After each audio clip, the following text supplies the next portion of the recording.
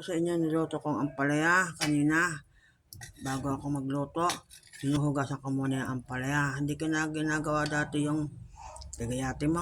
Bababad mo sa tubig na may asin. Hindi ko na yan ginagawa. Binago ko ang sistema pagluluto ng ampalaya.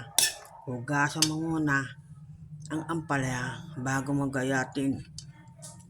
Promise, hindi yan masyadong mapait. Makakain yan ng bata. Ganon na lang ang ginagawa ko ngayon. Hugasan mo muna ang ampalaya bago mo gayatin. Kahit hindi mo na ibabad sa tubig na may asin, hindi yan masyadong mapait. Mabawasan yung pait niya.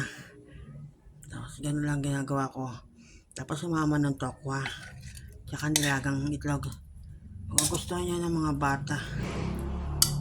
Ilang beses ko na yung tinesting na magluto.